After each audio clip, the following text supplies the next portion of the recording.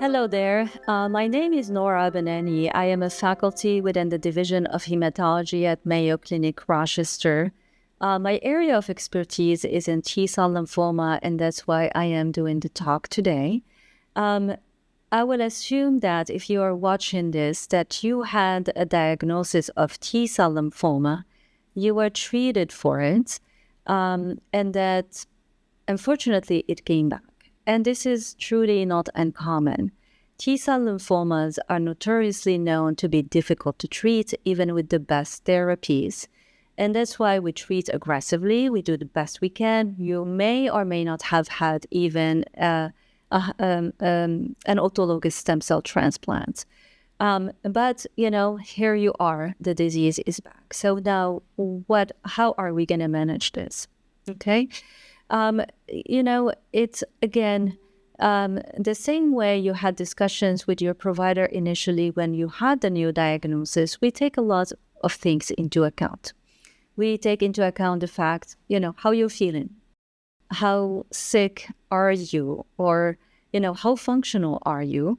Of course, we take into account, again, the age and organ function. We want to make sure that your kidney is functional, your heart, and liver. Okay, so we look at all of those things and we take those into account. Now, once we have all that information, we will assume that you already have a repeat PET-CT scan that shows the relapse. Even though we know that the patient has a T-cell lymphoma, do not be surprised if your provider or your treating oncologist asks for a repeat biopsy. You will say, well, I know it is lymphoma. The radiologist called it a lymphoma because of your history, but we always repeat a biopsy. And the reason for it, we've had surprises in the past where, everyone assumes it is a lymphoma. We start the treatment doesn't work, and you wonder, why is it not working the way it should have? And it's actually because it is something else. Whatever is lighting up on the PET scan is actually not T-cell lymphoma. Sometimes you may see both T-cell lymphoma and B-cell lymphoma in the same patient. Sometimes we even get surprises where it is completely something else. So we never make assumptions that this is a lymphoma or, in your case, a T-cell lymphoma. We always need a biopsy. That's the gold standard to prove that it is a lymphoma. And we need to see that before we commit a patient to new treatments. Sometimes something will light up on the PET-CT scan. We do a biopsy, and it is actually an inflamed lymph node, what we call a granuloma or sarcoidosis. Those are inflammations that affect the lymph node, and they can light up on the PET-CT scan. And, sometimes the patient may be treated erroneously if we assume that is a lymphoma or relapse of the T-cell lymphoma in this case. So you need a biopsy regardless. So once we prove that the disease is back, we take into account some of the characteristics of things that we talked about, function and all of that, and then we decide on the treatments. There are a few treatments that are FDA approved that affect basically the epigenetics of the tumor. That's what we call the HDAC inhibitors. You're going to hear romidepsin, belinostat. Those are two cousins. Basically, they work the same way. However, the schedule of the treatment is different.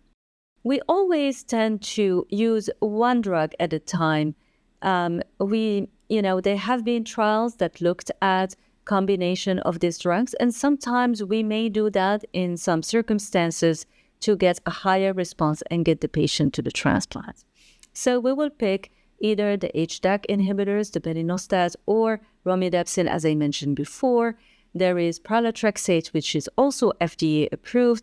It's a folate antagonist.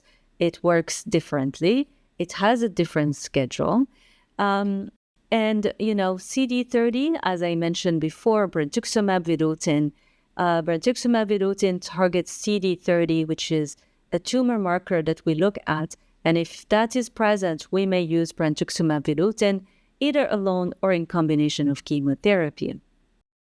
If you've had a transplant before, then we are going to consider one of these drugs.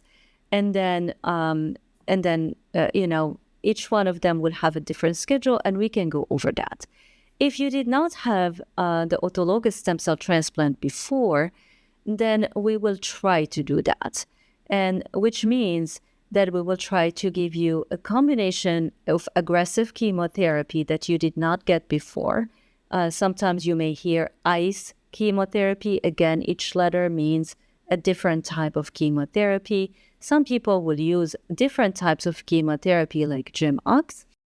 You will get a few cycles, and if a response, then we will consolidate with high-dose chemotherapy and give you back your own stem cells. The autologous stem cell transplant, again, it's your own stem cells, and the goal of this stem cell transplant is more you being able to get the high-dose chemotherapy and getting your stem cells back to replenish your bone marrow.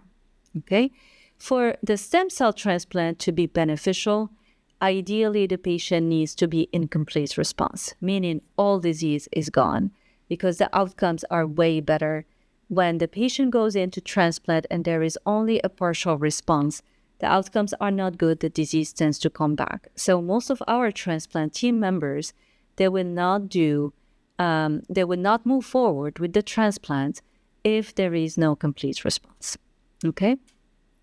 So transplant, and that's a whole process. Again, before we get you there, you will have a whole session of education on the transplant process. And this is not the goal of this discussion today. So if you did not receive the transplant, then we will pick from, several of the FDA-approved drugs. But ideally, the ideal case scenario is having a clinical trial that that you are eligible for, that we can treat you with. Again, although we have FDA-approved drugs, we always emphasize enrollment in a clinical trial, because even though we have good drugs, they are not good enough in our minds, and we want better treatments for you. The only way to get those treatments is through a clinical trial. So we do have several clinical trials. However, things change with time.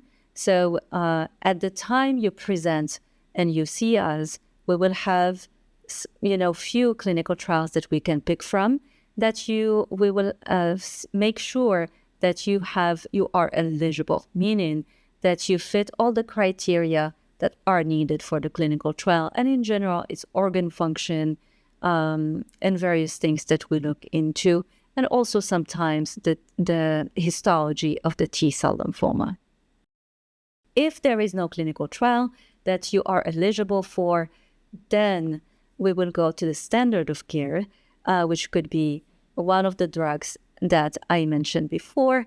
On occasion, we may consider combination of therapies. There are multiple drugs that we are looking at currently, in clinical trials, and there are exciting things coming down the pipe. And we are very, very happy about some of the innovative therapies that coming along.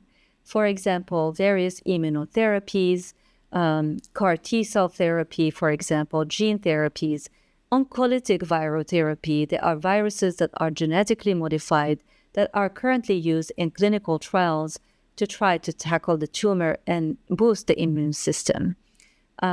So again, always ask your oncologist about, are there any available trial that you will be eligible for? And keep in mind that some of these trials may actually provide, even if you have to travel, may provide compensation for your stay in the area so you can receive the drugs within the clinical trial. In some instances, when the disease comes back after an autologous stem cell transplant or any of these drugs, we try to get the patient to a response, and if they are fit enough, and depending on the subtype of the T-cell lymphoma, we may consider an allogeneic stem cell transplant.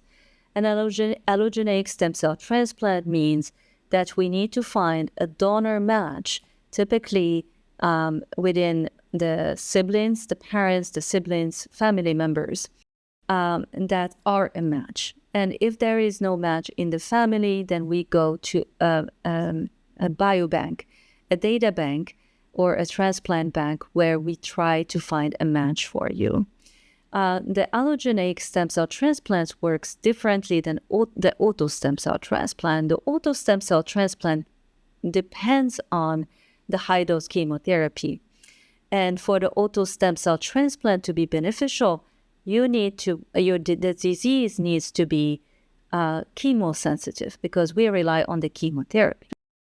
In the case of the allogeneic stem cell transplant, we are actually using the new donor cells and the immune system to fight the lymphoma. That's what we rely on. But ideally, the disease needs to be in as good of a response as we can get it to. Okay? Different toxicity and risk profile for the auto versus the allo. And in general, that is a very long discussion with a transplant team provider. Okay? In general, whichever way you go, whether through clinical trial or standard of care, there will be several cycles. And then you will be assessed and seen along the line to make sure you are tolerating whatever treatment we are giving you safely. I would say that although sometimes, these diseases come back, and I feel that although we sometimes may have difficulties treating some of these diseases, I feel that the future is bright, and that some exciting new treatments are coming down the pipe and hopefully will get approved for this disease, and hopefully will lead to better outcomes for these T-cell lymphomas. Again, my name is Nora Bennani, faculty within the Division of Hematology at Mayo Clinic, Rochester. I am here to help, and if there are any questions, please feel free to reach out. Best of luck with everything. Thank you. I want to express our sincere thank you to our patients, to the members of our Mayo Clinic Lymphoma Disease-Oriented Group, to the Mayo Clinic, and to the Goldman Philanthropic Partnerships for this generous gift to produce this series. This gift has an incredible duality in that it goes directly toward enhancing patient care and provider education. We are at a time of phenomenal rapid change in the treatment plans, the biology, and approaches to clinical care in patients with lymphoproliferative disorders. This project will serve to inform. Again, our sincere thank you, and in the words of Dr. William Mayo, quote, "The needs of the patient come first."